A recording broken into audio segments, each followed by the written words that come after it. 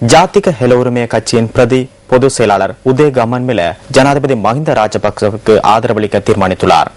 ஐக்கிய மக்கள் சுதந்திர கூட்டமைப்பின் ஊடகவியலாளர் சந்திப்பு கொழும்பில் இன்று முற்பகல் நடைபெற்றது.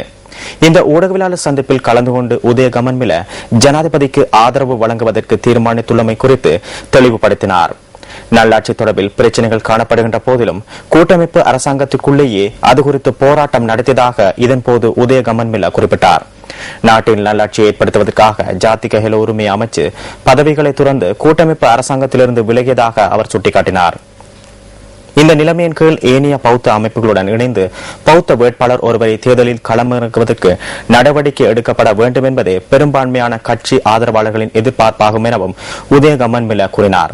இதுவே தனது நிலைப்பாடாகும் என்றும் ஜாதிக ஹெல உரிமையின் பிரதி பொது செயலாளர் குறிப்பிட்டார்.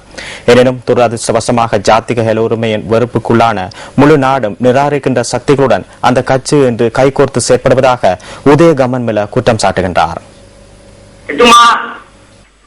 ජාතික පක්ෂයට ජනාධිපති ක්‍රමය අවෝසි කරන්න පොරොන්දු වීම ඇත්තක් නම් அவர் ஐக்கிய தேசிய கட்சிக்கு ஜனாதிபதி முறைமையை நீக்குவதற்கு வாக்களித்தமை உண்மையெனின் ஹெல உரிமையவுக்கு தேர்தல்களுக்கு பொய்யை உரைத்துள்ளனர். அவர் ஹெல உரிமையவுக்கு வழங்கிய வாக்குறுதி உண்மையெனின் ஐக்கிய தேசிய கட்சிக்கு பொய் கூறியுள்ளனர். அவை இரண்டும் பொய்யாகவும் இருக்க முடியாது, உண்மையாகவும் இருக்க முடியாது.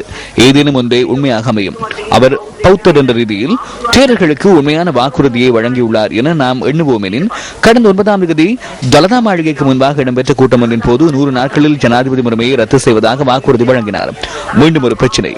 தேரர்களுக்கு கூறியது உண்மையெனின் கடவுளுக்கு கூறியது பொய்யாகும்.